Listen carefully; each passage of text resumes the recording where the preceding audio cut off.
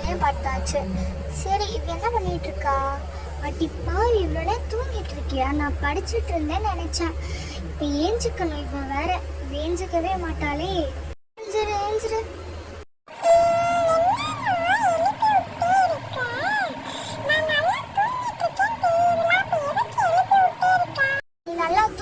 நான் வீட்டை கூட்டிட்டு போயிடுறேன். அப்புறம் பயமா இருக்குன்னு சொல்லி அழுதுட்டு இருப்பேன். நான் வெளியே போயிடுறேன், நீ வந்தா வா, இல்லைன்னா இங்கே கடை.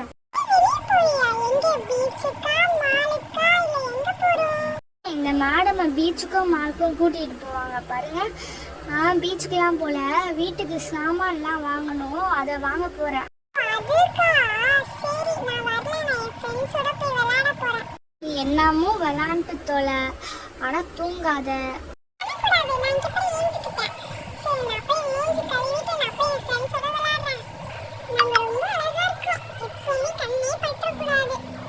பெரிய உலக அறிவிமா இந்த நாடம்.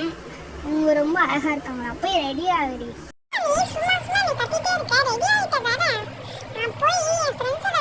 விளையாடுறது இருக்கட்டும், உங்க அம்மா எங்கேயும் வெளியே போறாங்களா? முதல்ல போய் பாரு அவங்க இருக்காங்களான்னு சொல்லிட்டு. ரோட்ல போய் பாரு, ரோட்ல தான் அவங்க 2 பேரும் விளையாண்டு இருப்பாங்க.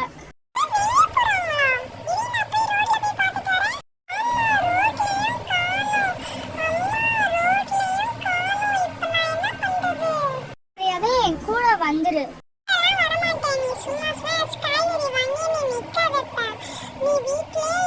உனக்கு வெறும் தோசை தான் இன்னைக்கு, தக்காளி இல்ல, வெங்காயமே இல்ல. இவ நம்மள போ விடாம ஆக்குறா. என்ன பண்றது? ஐடியா, வீட்டு வேலையை அவளை பண்ண சொல்லிடுவோம்.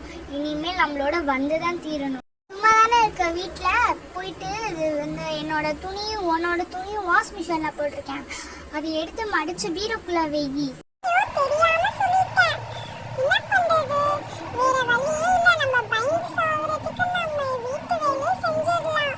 ஒத்துக்கிட்ட அதுக்குள்ள சரி பண்ண சொல்லுவோம்.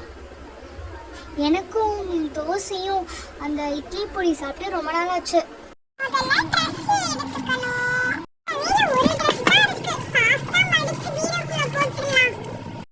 அவன் வேலை செஞ்சுட்டான்.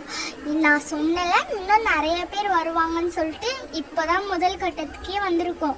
இது மாதிரி குட்டீஸ் நிறைய பேர் அவன் வீட்டில் இருக்காங்க. இவங்க தான் என் பொண்ணு.